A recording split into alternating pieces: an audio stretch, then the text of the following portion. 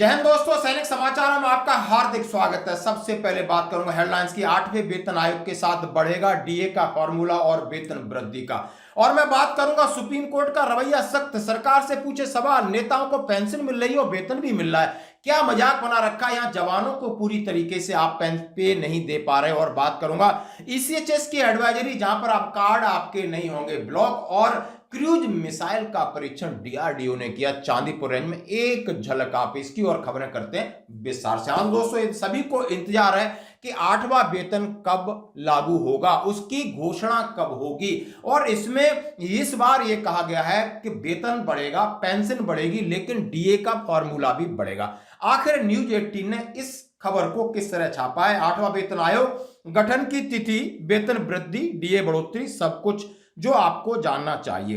1 करोड़ से ज्यादा केंद्रीय कर्मचारी पेंशन होगी। 8वें वेतन आयोग का बेसब्री से इंतजार कर रहे हैं कि इसकी घोषणा हो, आयोग गठित हो, जिससे उनके वेतन और पेंशन में बढ़ोतरी हो। बढ़ती महंगाई की रुझान को देखते हुए वेतन में बढ़ोतरी सरकार के दिमाग में है और पूरा फॉर्मूला बनाने के लिए सरकार अपना स्टडी कर रही है, ये इन्होंने लिखा है। और उन्होंने कहा 10 साल पूरे होने से पहले चाहते हैं कर्मचारी के 1 जनवरी 2026 से प्रभावी है तो घोषणा भी होनी चाहिए। जैसा कि 6वें वेतन आयोग की 1 जनवरी 2006 से प्रभावी था, 2008 में घोषणा हुई थी। और 7वां वेतन आयोग 1 जनवरी 2016 से प्रभावी था, लगभग 17-18 के बीच में हुई थी। तो अब ये सभी चाहते हैं कि सरकार ने, एक तो डीए की स्पीड बहुत कम है, आप समझ सकते हो कि डीए की जो बढ़ोतरी है किस प्रकार हो रही है। पिछले 10 साल में 124 से 125% होती थी। अभी आप समझ सकते हो 2016 से 2026 का सफर मात्र 1 साल रहेगा। 3 डीए की किस्त आनी है, 53 पर लटका है। यदि 4 बार आती है तो 65 यानी आधा। यानी इसके लिए उन्होंने कहा है कि अब जरूरत है कि जो डीए का फार्मूला है उसमें क्या बदलाव होगा ताकि डीए बढ़े। इसके बारे में उन्होंने कहा है आमतौर पर केंद्र सरकार हर 10 साल में अपना वेतन आयोग लागू कर देती है। हालांकि रिपोर्टों के अनुसार 8वें वेतन आयोग का गठन अब 2025 में जनवरी में होगा। यह रिपोर्ट तब आई है जब सरकार ने अभी तक इसके गठन से इनकार किया है। उन्होंने कहा है 2025 में होगा, 100% ये बात की कह रहे हैं।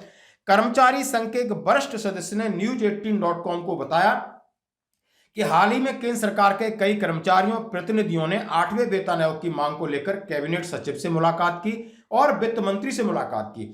यूनियन के सदस्य ने कहा कि सचिव ने कहा कि वर्ष 2026 बहुत दूर है, अभी आयोग का गठन करना जल्दबाजी होगी। उन्होंने कहा 8वें वेतन आयोग का गठन अगले वर्ष पूरी होगा।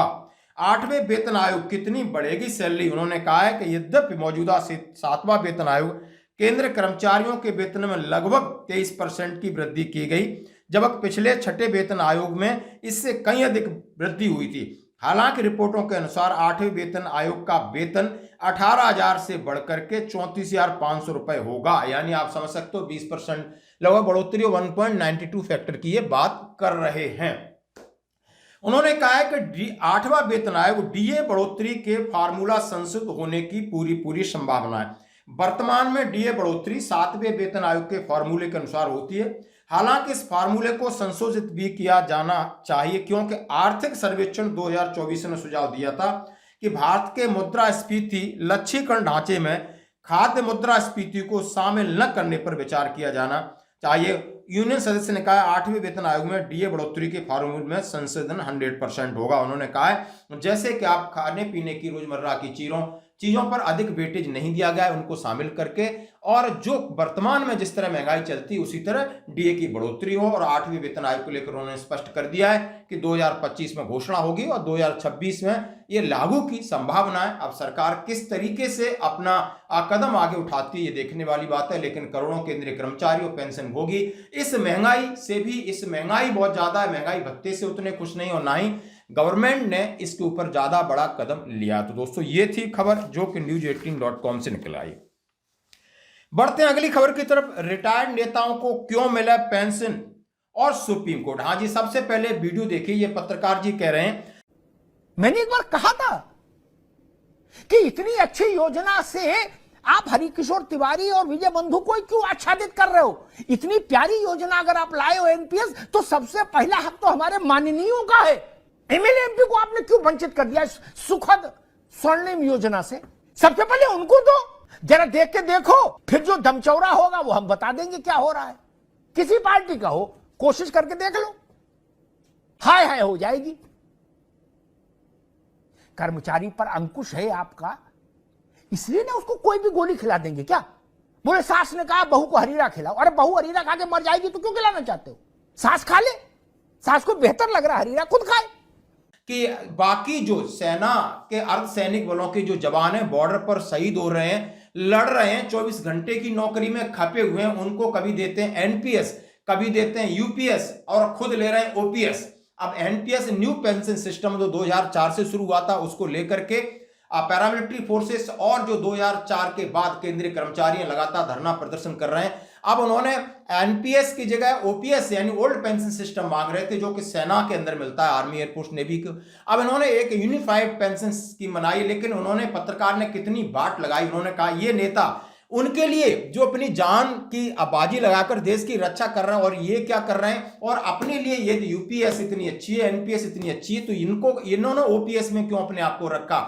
और इसके साथ ही उन्होंने कहा है रिटायर्ड नेताओं को क्यों मिले पेंशन, सुप्रीम कोर्ट कर रहा है। माननीय सुप्रीम कोर्ट ने बुधवार को सवाल किया, जनप्रतिनिधियों को पेंशन देना करदाता पर बोझ नहीं है क्या?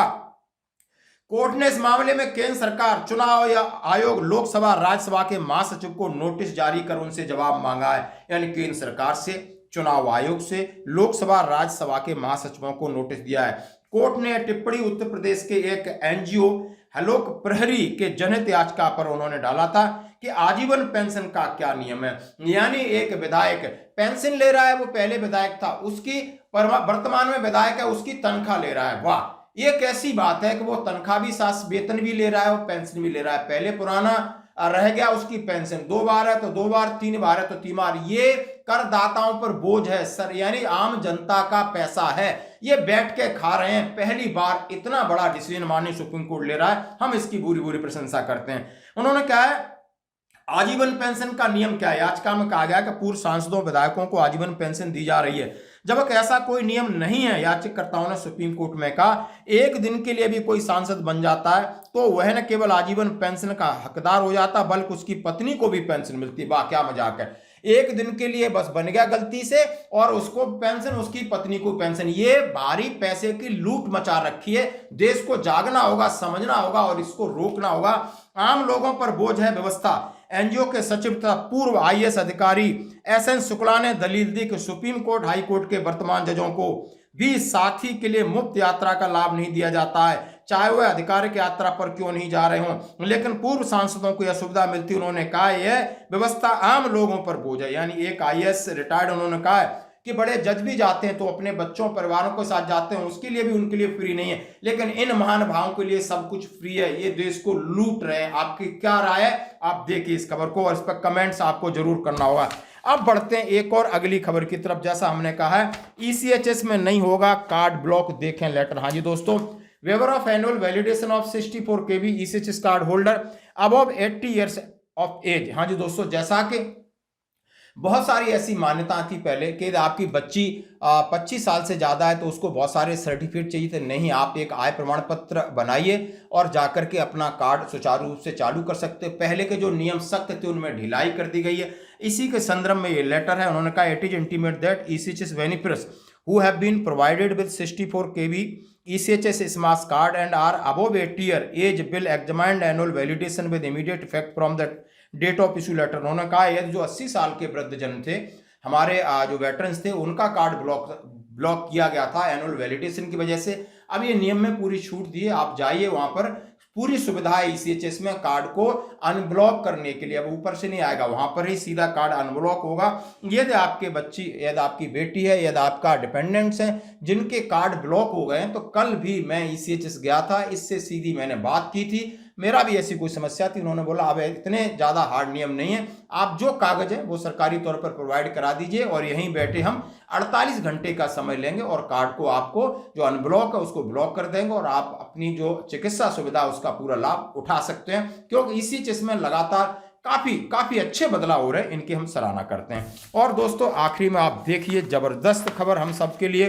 डीआरडीओ ने आईटीआर चांदीपुर में मोबाइल आर्टिकुलेटेड लॉन्चर के जरिए long range land attack cruise missile का पहला उड़ान परीक्षण किया। रक्षा मंत्री ने LRLACM के सफल प्रथम उड़ान परीक्षण पर डीआरडीओ, सशस्त्र बलों और उद्योगों को बधाई दी। उन्होंने कहा कि यह परीक्षण भविष्य में स्वदेशी क्रूज मिसाइल विकास कार्यक्रमों को ऊर्जा यानी एक मार्ग प्रशस्त करेगा। जैसा कि हम आपके सामने दिखा रहे हैं, यानी एक सेना की शक्ति, और हम हमेशा कहते हैं सेना पावरफुल है तो देश पावरफुल है। आज आप देख सकते हो कि बाकी दुनिया में क्या हो रहा है। दोस्तों धन्यवाद।